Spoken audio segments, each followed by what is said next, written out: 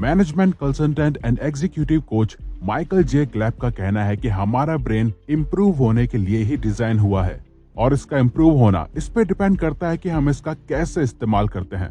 Michael J clap और कैली हाउएल ने अपने सालों के एक्सपीरियंस एंड रिसर्चेस के बाद ह्यूमन ब्रेन को इम्प्रूव और पावरफुल बनाने के लिए हमारे लिए काफी famous book brain power improve your mind as you age लिखी है, जिसमें उन्होंने 8 साइंटिफिक तरीके बताए हैं जिन्हें फॉलो करके आप अपने ब्रेन को बढ़ती उम्र के साथ इम्प्रूव कर सकते हैं।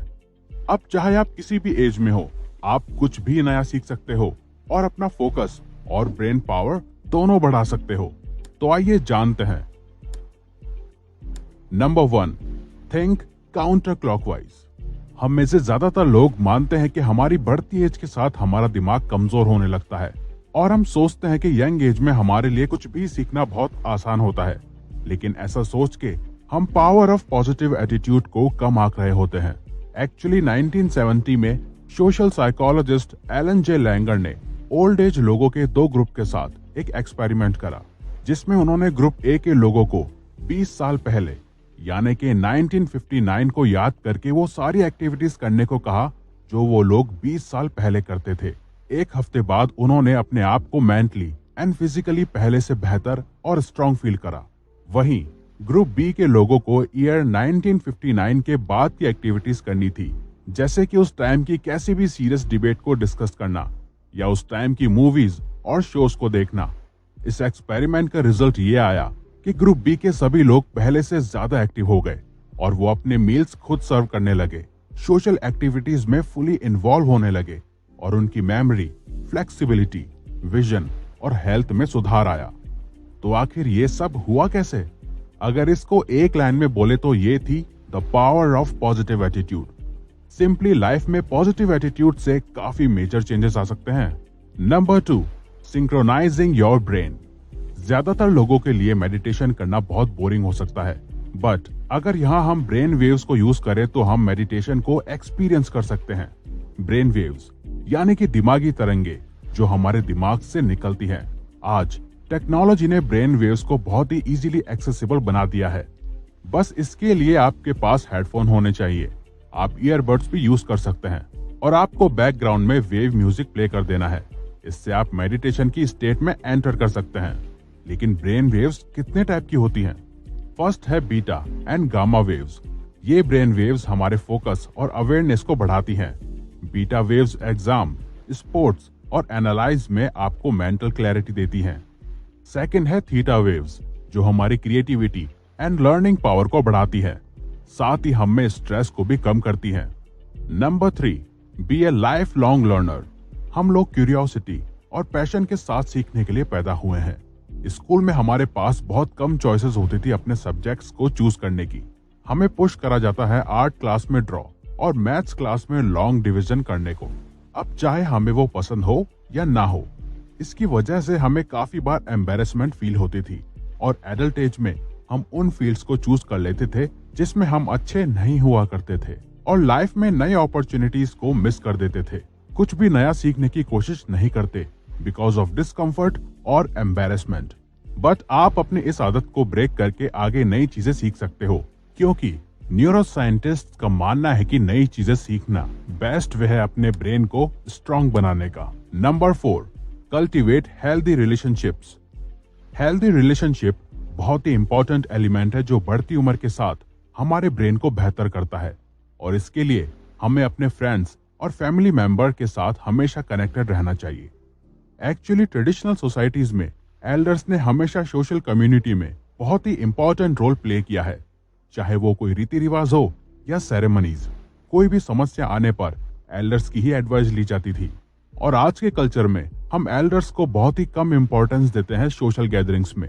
एक स्टडी के मुताबिक जो लोग ज्यादा टाइम तक अकेले या लोनली फील करते हैं उनमें डिमेंशिया के सिम्टम्स डेवलप हो सकते हैं। डिमेंशिया मतलब मेमोरी लॉस होना, प्रॉब्लम सॉल्विंग और थिंकिंग एबिलिटी का कम होना।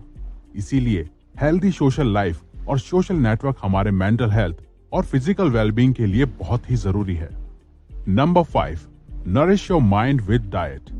500 साल पहले the great genius Leonardo da Vinci ने हेल्दी ईटिंग पे एडवाइस दी थी कि हमको हमेशा फ्रेश और पौष्टिक फूड ही खाना चाहिए और खाते वक्त हमें रिलैक्स पोजीशन में बैठना चाहिए। साइंटिस्ट्स के अनुसार हमारी बॉडी 50 to 70 ट्रिलियन सेल्स से मिलकर बनी होती है और ये सेल्स साल में 2 से ज्यादा बार डिस्ट्रॉय होके फिर से बनते हैं।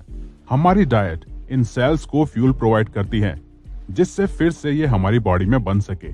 और डाइट के कुछ इंपॉर्टेंट एलिमेंट्स हैं। फर्स्ट है मेंटेनिंग हाइड्रेशन। आपको कितना पानी पीना चाहिए ये डिपेंड करता है आपकी डेली एक्टिविटी लेवल, वेट और एनवायरनमेंट पे, लेकिन आपको रोज 8 ग्लास पानी जरूर पीना चाहिए। Second, starting your day with breakfast.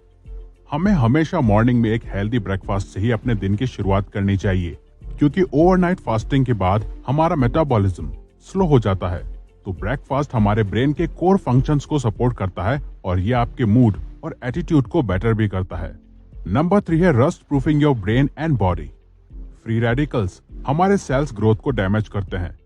इसके लिए हमें अपनी डाइट में एंटीऑक्सीडेंट फूड ऐड करना चाहिए जैसे कि रास्पबेरीज, स्ट्रॉबेरीज और ब्लूबेरीज। आप दूसरे फ्रूट्स भी ऐड कर सकते हो जैसे एप्पल, पोमेग्रेनेट और ऑरेंज। ये सब रिच ऑक्सीडेंट फ्रूट्स हैं जो आपकी बॉडी को हार्मफुल फ्री रेडिकल से बचाते हैं। Number 6, exercise for more brain power. Attitude हमारे वेलबींग को इन्फ्लुएंस करता है और फिजिकल एक्टिविटी हमारे ब्रेन और मेंटल शार्पनेस को। सालों से हमारा lazy behaviour and poor diet हमारे ब्रेन में ब्लड फ्लो को स्लो करती है जिसकी वजह से हमारी मेमोरी और मेंटल फंक्शंस में रुकावटें आती हैं। न्यूरॉन हमारी ब्रेन में पेड़ की टहनियों के जैसे एक दूसरे से कनेक्टेड रहते हैं और एक्सरसाइज इन ब्रांचेस को ग्रो करके हमारी ब्रेन पावर को बढ़ाती है। इसके लिए आपको ढूंढना पड़ेगा कि आप किन एक्टिविटीज को एंजॉय करते हैं। तो जो आपको फिजिकल एक्टिविटीज पसंद है और जो आपको मोटिवेटेड करती हैं आप वो कर सकते हो। जैसे किसी को जिम में वर्कआउट करना पसंद है तो किसी को होम वर्कआउट, डांसिंग या योगा। आप एक्सपेरिमेंट करके जान सकते हो और चूज कर सकते हो कि आपको किस में ज्यादा मजा आता है। साथ ही फिजिकल एक्सरसाइज करने के बाद आपको मेंटल रिलैक्सेशन फील होगी और आप वक्त के साथ इसे पसंद करने लगोगे। तभी तो कुछ लोग फिटनेस फ्रीक हो जाते हैं। Number 7, create brain enhancing environment. Environment हमारी ब्रेन के लिए बहुत इंपॉर्टेंट है क्योंकि हम डेली जो साउंड सुनते हैं वो हमारे ब्रेन और बॉडी को इफेक्ट करते हैं।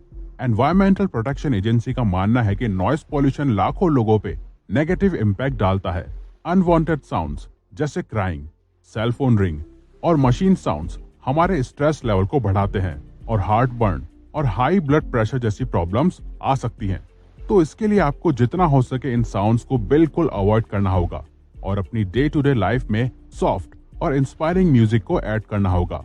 आपको अपने एनवायरनमेंट को ब्रेन फ्रेंडली बनाना होगा जिसके लिए आपको एटलीस्ट 30 मिनट्स रोज सनलाइट लेनी होगी क्योंकि सनलाइट हमारे मूड को एनहांस करती है। Number 8, rest in peace to delay in resting in peace. Friendly environment, learning new things या प्रॉपर एक्सरसाइज या डाइट की तरह ही रेस्ट भी हमारे माइंड और बॉडी के लिए बहुत इंपॉर्टेंट है। लेकिन कैसे हम रेस्ट की मदद से अपने ब्रेन को हेल्दी रख सकते हैं? उसके लिए सबसे पहला, स्लीप वेल। जनरली जो लोग 8 से 9 घंटे की नींद लेते हैं वो लोग ज्यादा हेल्दी और लंबी लाइफ जीते हैं। स्लीप हमारे इम्यून सिस्टम को अच्छा और फोकस को इम्प्रूव करती है, तो आपको रोज 8 घंटे की नींद जरूर लेनी चाहिए। दूसरा है मेडिटेशन। डेली मेडिटेशन हमारी मेमोरी और कंसंट्रेशन को बढ़ाता है क्योंकि स्ट्रेस हमारी एजिंग को इफेक्ट करता है। तो इसका सबसे पावरफुल एंटीडोट है मेडिटेशन। रिसर्चर ब्रिटा के होल्जेल ने अपनी रिसर्च में यह डिस्कवर करा कि 30 मिनट्स मेडिटेशन करना 8 वीक्स के लिए हमारी ग्रे मैटर की क्षमता को बढ़ा सकता है, जैसे कंसंट्रेशन और मेमोरी पावर का बढ़ना। तो आप भी अपनी लाइफ में मेडिटेशन जरूर ऐड करें। तो इसी के साथ ये वीडियो यहीं खत्म होती है। अगर आपको ये वीडियो अच्छी लगी है तो वीडियो को लाइक और सब्सक्राइब बटन पर क्लिक करके इस चैनल को ग्रो करने में सपोर्ट करो और बेल नोटिफिकेशन ऑन कर लीजिए ताकि आप आने वाली वीडियोस मिस ना कर पाओ। और साथ ही अगर आप चाहते हो कि हम किसी और टॉपिक या प्रॉब्लम पे वीडियो बनाएं तो प्लीज हमें कमेंट बॉक्स में बताइए। हम उस पे वीडियो बनाने की कोशिश करेंगे क्योंकि हम यहाँ आपकी हेल्प करना चाहते हैं। Thank you for watching.